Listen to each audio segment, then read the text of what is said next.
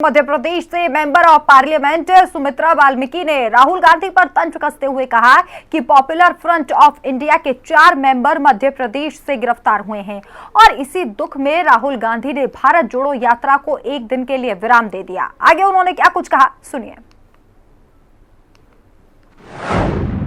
राहुल गांधी के नेतृत्व में कांग्रेस भारत जोड़ो यात्रा निकाल रही है, जो कि केरल से शुरू हुई थी। 15 दिन इस यात्रा का हो चुके हैं, लेकिन आज यात्रा को रोक दिया गया है, चूंकि पीएफआई की तरफ से कई राज्यों में कई जगहों पर हिंसक प्रोटेस्ट भी किए जा सकते हैं। मेरे साथ इस पूरे मुद्दे पर बात करने के लिए मौजूद है member of parliament Sumitra Valmiki ji. चूंकि आपने कहा था राहुल गांधी को पाकिस्तान से यात्रा की शुरुआत करनी चाहिए थी, आज यात्रा पर विराम लगा दिया है। पीएफआई से भी 4 लोगों की गिरफ्तारी मध्य प्रदेश से हुई है। क्या कुछ समझ रहे हैं राहुल गांधी का विराम, पीएफआई की गिरफ्तारी? मुझे तो ये लगता है कि वो दुखी हो गए हैं। पीएफआई पे जो कार्रवाई हुई है, या तो उन्होंने ये उनकी जो यात्रा है वो उन्होंने उनके सम्मान में रोक दी। दूसरी बात मैं ये कहना चाहूँगी कि यदि यात्रा उन्होंने वाकई में ये निकाली है तो फिर यात्रा का तो कोई विराम होना नहीं चाहिए। और उन्होंने केरल से यदि ये यात्रा निकाली है तो ये सोचने वाली बात है। और यहाँ हिंदुस्तान के बुद्धिजीवी सारे सोच में है कि केरल से जिन्होंने यात्रा निकाली है और मध्य प्रदेश में यदि इस तरह के 4 लोगों पर कार्रवाई हुई तो आपको इस प्रकार की तकलीफ़ क्यों हो रही है? ये तो प्रशासन का काम है और जो भी गतिविधियां हो रही हैं उस पर अंकुश लगना चाहिए। तो आपको, जहां तक मेरा ये कहना है कि इस तरह की गतिविधियों पर तो हमारी केंद्र सरकार की और हमारी सभी की पैनी नज़र है कि सरकार जो भी हमारे निर्णय लेती है वो ठोस लेती है और उनकी अपनी कार्रवाई है, वो करने दीजिए। आप अपनी यात्रा को निकालें हैं तो अपनी यात्रा बढ़ाइए। यदि बहुत शुक्रिया। Member of parliament Sumitra Valmiki को आप सुन रहे थे और सीधे तौर पर पीएफआई के जिस तरीके से प्रोटेस्ट आज देश भर में होने वाले हैं, ऐसा प्रतीत होता है, इसको लेकर राहुल गांधी ने यात्रा को रोक दिया है, विराम लगा दिया है। और दोनों को आपस में जोड़ते हुए सुमित्रा वाल्मीकि ने यहाँ पर तंज कसते हुए कहा है कि क्या राहुल गांधी को पीएफआई के द्वारा पीएफआई को लेकर जो इन्वॉल्वमेंट देखी जा रही है, ईडी और एनआईए लगातार गिरफ्तार कर रही है, क्या इसको लेकर वो परेशान यहाँ पर दिखाई दे रहे हैं? कैमरा पर्सन अजीत के साथ ओशी मंदोला, हिंदी खबर, दिल्ली। और वहीं मेंबर ऑफ पार्लियामेंट डीपी वत्स ने हिंदी खबर से बातचीत करते हुए कहा कि 19 अक्टूबर को कांग्रेस का नया अध्यक्ष मिल जाएगा, लेकिन चुनाव करवाने से बहुत ही पार्टी बिखर जाएगी और ना करवाने से भी कोई खास फायदा नहीं होगा। उन्होंने आगे क्या कुछ कहा, सुनिए। 19 अक्टूबर को कांग्रेस को नया अध्यक्ष मिलने वाला है, जिसके लिए नामांकन भी शुरू होने वाला है और इसी के साथ पीएफआई को लेकर भी एनआईए लगातार धरपकड़ कर रहा है। मेरे साथ बात करने के लिए मौजूद है रिटायर्ड लेफ्टिनेंट जनरल और मेंबर ऑफ पार्लियामेंट डीपी वत्स साहब। क्योंकि लगातार ये अटकलें लग रही हैं कि कांग्रेस का नया अध्यक्ष कौन होगा, तमाम नाम भी सामने आ रहे हैं, लेकिन 19 अक्टूबर को ये ऐलान हो जाएगा कि राहुल गांधी रहेंगे या फिर कोई नया अध्यक्ष बनने जा रहा है। ये तो कांग्रेस का अपना आंतरिक मामला है। वो अभी तक तो ये एक परिवार की पार्टी रही है और उसमें नए अध्यक्ष के लिए भी बड़ी अटकलें लगाई जा रही हैं। 23 के करीब नाम उभर के आ रहे हैं। चुनाव कराएंगे तो पार्टी और ज़्यादा बिखरेगी और बगैर चुनाव के शांति नहीं होगी। तो कांग्रेस एक बिखरता हुआ टोला है। वो 19 अक्टूबर तक आगे देखिए होता है क्या। क्योंकि राहुल गांधी अगर अध्यक्ष बनते हैं तो बीजेपी के पास एजेंडा रहेगा कि कांग्रेस को कैसे लताड़ा जाए। अब नए नाम भी सामने आ रहे हैं, शशि थरूर हो या अशोक गहलोत हो, तमाम नए नाम हैं। बीजेपी क्या चाहती है कि कौन अब अध्यक्ष बने, क्योंकि लगातार कांग्रेस की जो जमीनी हकीकत है वो खत्म होते हुए नजर आ रही है। बीजेपी का एजेंडा काम का एजेंडा है, इंडिविजुअल का एजेंडा नहीं है। हम तो कहते हैं कि उन्होंने 60 सालों में क्या काम किया और हमने 8 सालों में क्या काम किया।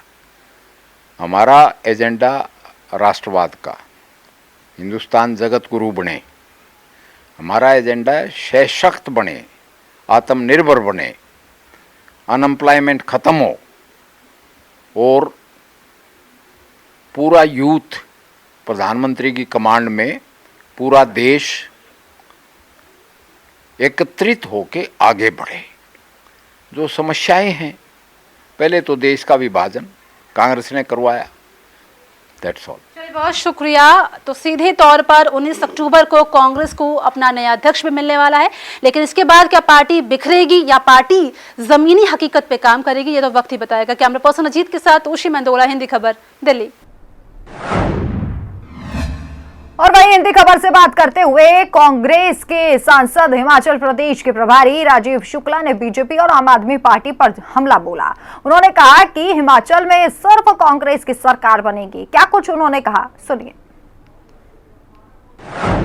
बात कर लेना चाहेंगे हिमाचल प्रदेश से कांग्रेस के प्रभारी और सांसद राजीव शुक्ला जी यहाँ पे हैं। राजीव जी, कैसे देखते हैं आप, क्योंकि प्रधानमंत्री मोदी जी का हिमाचल प्रदेश का दौरा भी है और लगातार बीजेपी और आम आदमी पार्टी वहाँ पे जीत का दम भर रही है। ना आम आदमी पार्टी जीत का दम भर रही है, ना बीजेपी जीत का दम भर रही है। ये आपकी सूचना ही गलत है। वहाँ पे कांग्रेस पार्टी पूरा जीत का दम भर रही है। अब की बार कांग्रेस ही विकल्प है जो यहाँ पे, आपका बार का संकल्प कांग्रेस ही विकल्प, कांग्रेस सबसे आगे वहाँ पे चल रही है। हम इसका सबूत है, हम 3 विधानसभा उपचुनाव और लोकसभा उपचुनाव जीते। तो जो हाल में चुनाव हुए चारों कांग्रेस ने जीती, तो किस बात पे दम भर रहे हैं? कोई नहीं दम भर रहा, वो परेशान है। तो वहाँ पे युवा बेरोजगार बहुत है, महंगाई बेरोजगारी चरम सीमा पे, लोग परेशान हैं, महिलाएं परेशान हैं। तो हमारी जो 10 गारंटी घोषणा है वही हर तरफ चल रही है। जी, मोदी जी के दौरे को लेकर क्या कहना चाहेंगे? मोदी जी के दौरे की उनको जो है राज्य सरकार गुमराह कर रही है। उनको ये बताएं कि 5,20,000 युवा बेरोजगार है, उसकी रैली करने से कोई फायदा नहीं है। उनको कब नौकरी दी जाएगी? 67,000 जो खाली पद पड़े हैं उनको कब भरा जाएगा ताकि वह उसमें नौकरी पा सके? अग्निवीर में से सबसे हाथ वहाँ का युवा है, उस अग्निवीर योजना को कब समाप्त करेंगे, पूछना चाहिए। कांग्रेस का क्या सवाल है मोदी जी से? एक सवाल जो था वो हो चुका है। कांग्रेस का क्या सवाल है? हमने ये सब सवाल ही कर दिए। हम बहुत बहुत शुक्रिया हमसे बातचीत करने के लिए। हमने बात की कांग्रेस के सांसद और प्रभारी राजीव शुक्ला से। इनका साफ तौर पर कहना है कि जीत का दम सिर्फ और सिर्फ कांग्रेस भर रही है। वीडियो जर्नलिस्ट दीपक के साथ मैं कंचन अरोड़ा, दिल्ली, हिंदी खबर। और वहीं केंद्रीय मंत्री प्रतिमा भौमिक से हिंदी खबर ने खास बातचीत की, जिनका कहना है कि सांकेतिक भाषा को बढ़ावा दिया जाना चाहिए। और उन्होंने कहा कि इससे बच्चों का उज्जवल भविष्य होगा। जो बच्चे सुन बोल नहीं सकते, ऐसे बच्चों के लिए आगे बढ़ने के लिए सांकेतिक भाषा मुख्य किरदार निभाती है। क्या कुछ कहा उन्होंने, सुनिए। आज सांकेतिक भाषा को बढ़ावा दिया जा रहा है और उसके रूप में आज मनाया भी जा रहा है दिवस के रूप में। हमारे साथ बातचीत करने के लिए केंद्रीय मंत्री प्रतिमा भौमिक जी। अगर मैम बात की जाए तो देखिए, जो मुख्य विधिर बच्चे होते हैं उनको बढ़ावा देने के लिए आज खास तौर पर देखिए कार्यक्रम भी आज दिल्ली में भी हुआ है और कई जगह पर कार्यक्रम चलाए भी जा रहे हैं। किस तरीके से बच्चों को बढ़ावा मिलेगा? आज अंतर्राष्ट्रीय हमारा श्रवण बाधित जो साइन लैंग्वेज डे है, इसी अवसर में आज सबसे आनंद की विषय है हमारा होम मिनिस्ट्री की तरफ से आज़ादी का अमृत बेला में अमृत महोत्सव की तरह हम इस कार्यक्रम को आज कर रहे हैं। हमारी दिल्ली के अलावा देश की 3,200 प्लेसों में 32 जगह में इसी कार्यक्रम को हम कर रहे हैं। बहुत सारे NGOs है हमारे और भी शाखा संगठन है, इस साइन लैंग्वेज को बढ़ावा देने के लिए उसको कर रहे हैं। और इस साल का जो साइन लैंग्वेज डे है उसका थीम है जो हम भाषा साइन लैंग्वेज भाषा में हम सबको एकजुट करना है, यूनाइट लैंग्वेज यूनाइट अस। हमको आपका कोई भाषा हो, मातृभाषा हो, आप दूसरा मातृभाषा में आपका भाषा में कोई बात करने के लिए आते हैं तो आपको अच्छा लगता है, कंफर्टेबल फील करते हैं। तो ऐसे भी हमारा मन की भाषा, हमारी भावना को व्यक्त करने के लिए हमारा जो बधिर जो हमारे श्रवण बाधित बच्चे हैं उसका साइन लैंग्वेज जो हमको बढ़ावा देंगे, उसके साथ उसी हिसाब से हम बात करेंगे, उसका मन का भाव को प्रकाश करने में के लिए अच्छा होगा। उनका अंदर जो पोटेंशियलिटी है उसको हम काम पे लगा सकते हैं। तो देखिए, आप प्रतिमा भौमिक जी को सुन रहे थे। इनका कहना है कि साइन लैंग्वेज के जरिए बच्चों को बढ़ावा देना है। कैमरा सत्येंद्र के साथ आचर्य यादव, हिंदी खबर, नई दिल्ली।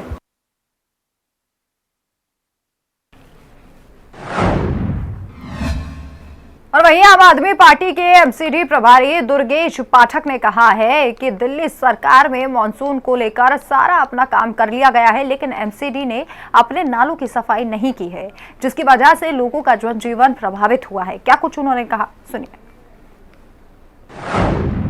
मानसून आते ही राष्ट्रीय राजधानी दिल्ली में बड़े बड़े दावों की पोल खुलती है और उसका खामियाजा आम जनता को भुगतना पड़ता है। बात कर लेना चाहेंगे आम आदमी पार्टी से एमसीडी प्रभारी दुर्गेश पाठक जी यहाँ पर हैं। दुर्गेश जी, कैसे देख रहे हैं, क्योंकि मानसून के साथ साथ दिल्ली के अलग अलग इलाकों में जल भराव के चलते वाहन फंस रहे हैं, आने जाने में भी लोगों को दिक्कत हो रही है। लगभग 95% जो रेजिडेंशियल नाले हैं वो भारतीय जनता पार्टी के एमसीडी के पास आते हैं। आपको ध्यान होगा कि पिछले 6 महीने से लगातार प्रेस के माध्यम से लगातार पत्र लिख के इनके नेताओं को, इनके अधिकारियों को बताया जा रहा है कि भाई नाले साफ नहीं है, बारिश होगी, ज़िंदगी लोगों की दुभर हो जाएगी। और ये साल प्रति साल चलने वाला सिलसिला है। पिछले साल भी यही हुआ था, उससे पहले भारतीय जनता पार्टी नालों की सफाई करती नहीं है दिल्ली के, जबकि ये उनकी जिम्मेदारी करने होता क्या है, बारिश के समय फिर ये हालत खराब हो जाती है।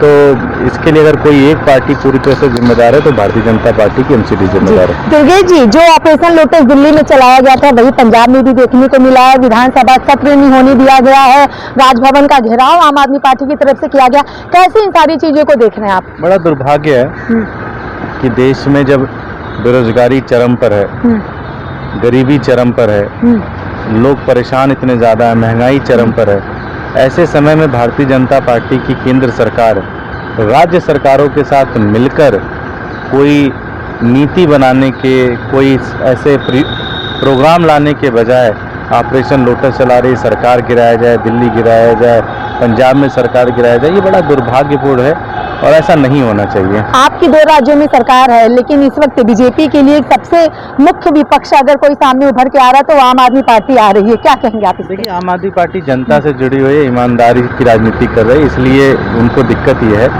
कि आम आदमी पार्टी के जो नीतियाँ उसका कोई जवाब नहीं है उनके पास। वो डर चुके हैं, केजरीवाल जी की जो लोकप्रियता बढ़ रही है पूरे देश के कारण, उसके कारण भी डरे हुए हैं और इस तरह से नहीं करना चाहिए। इस तरह से करने से देश कमजोर होता है। चलिए, बहुत बहुत शुक्रिया हमसे बातचीत करने के लिए। हमने बात की आम आदमी पार्टी से एमसीडी प्रभारी और विधायक दुर्गेश पाठक से। तो देखते आने वाले दिनों में और क्या कुछ राजनीति देखने को मिलती है। वीडियो जर्नलिस्ट दीपक के साथ मैं कंचन अरोड़ा, दिल्ली हिंदी खबर।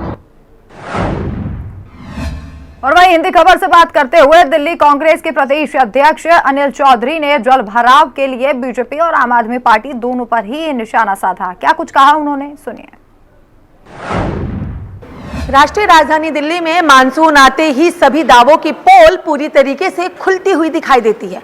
बात कर लेना चाहेंगे कांग्रेस के प्रदेश अध्यक्ष अनिल चौधरी जी यहाँ पर हैं। अनिल जी, मानसून आने के साथ साथ जो तस्वीर दिल्ली एनसीआर के इलाकों से देखने को मिल रही, लोगों का जनजीवन काफी अस्वस्थ हो चुका है, क्या कहना चाहेंगे? बिल्कुल, देखिए, मानसून अब अपने अंतिम चरण की तरफ है। जैसा वैज्ञानिकों ने कहा है, मौसम विभाग ने कहा है कि इस बार मानसून जो है जिस तरह से साधारण मानसून होता है उससे कम बारिश दिल्ली में हुई है। लेकिन अब जाते जाते 2 दिनों से जो बारिश हुई है, जो बूंदाबांदी चल रही है, लेकिन जिस तरह से जल भराव की जो रिपोर्ट्स आ रही हैं दर्शाती हैं कि केवल पेपरों पे नालों की सफाई हो रही है, केवल फाइलों में जो है पीडब्ल्यूडी के नाले हों या एमसीडी के नाले हों या अंडरब्रिज के अंदर लगाए गए पंप सेट हो, सिर्फ पेपरों पे चल रहे हैं। और यदि ऐसा नहीं है तो आखिर दिल्ली के अंदर जल भराव क्यों? दिल्ली की सड़कों की हालत देखिए, आज 2 दिन में ऐसी स्थिति होगी, सड़कें सारी उखड़ गई हैं। आज आप साइकिल नहीं चला पाएंगे, गाड़ियों की स्पीड 20-30 से ज़्यादा नहीं हो रही है। ये दर्शाता है कि भ्रष्टाचार कितना आसमान को छू रहा है दिल्ली के अंदर, हर जगह कमीशन खोरी चल रही है। बहुत बहुत शुक्रिया हमसे बातचीत के लिए। हमने बात की दिल्ली प्रदेश कांग्रेस के प्रदेश अध्यक्ष अनिल चौधरी से। इनका साफ तौर पर कहना है कि मानसून को लेकर जो तस्वीर दिल्ली में बनी हुई, उसके लिए आम आदमी पार्टी और बीजेपी दोनों ही जिम्मेदार है। वीडियो जर्नलिस्ट दीपक के साथ मैं कंचन अरोड़ा, दिल्ली हिंदी खबर। और वहीं दिल्ली सरकार उपराज्यपाल के बीच तो अक्सर ही मतभेद देखने को मिलता है, लेकिन इस बार दिल्ली वासियों की पूर्वांचल के हैं छठ पूजा समिति के लोग ने राज्यपाल पर सवाल खड़े कर दिए हैं। क्या कुछ कहा, सुनिए। दिल्ली सरकार और एलजी के बीच तो लगातार मतभेद देखने को मिल ही रहा था, लेकिन अब त्योहारों के नाम पर और पूर्वांचल वासियों के नाम पर भी मतभेद बढ़ता चला जा रहा है। छठ पूजा को लेके पूर्वांचल वालों को कोई भी तरीके का काम नहीं मिल रहा है और ऐसा उनका खुद का कहना। और क्या कुछ कहना चाहते हैं, खुद पूर्वांचल वासियों से ही बात कर लेना चाहेंगे। सर, नाम क्या है आपका? मेरा नाम रॉबिन शर्मा है। मैं Dwarka religious social and cultural association का अध्यक्ष हूँ। और करीब 20 सालों से द्वारका में छठ पूजा का आयोजन हमारी समिति करती आई है। तो इस बार क्या समस्या आ गई है? इस बार देखिए समस्या ये आ रही है कि एक रामलीला मेला आयोजक है जिन्होंने छठ पूजा तक अपने हमारे डीडीए ग्राउंड को रिजर्व कर दिया है, लेकिन ये एक ऐसी समस्या जिसका निदान किसी के पास में नहीं है। इसका निदान केवल एलजी साहब कर सकते हैं या डीडीए कर सकते हैं। आप लोग एलजी से मिले?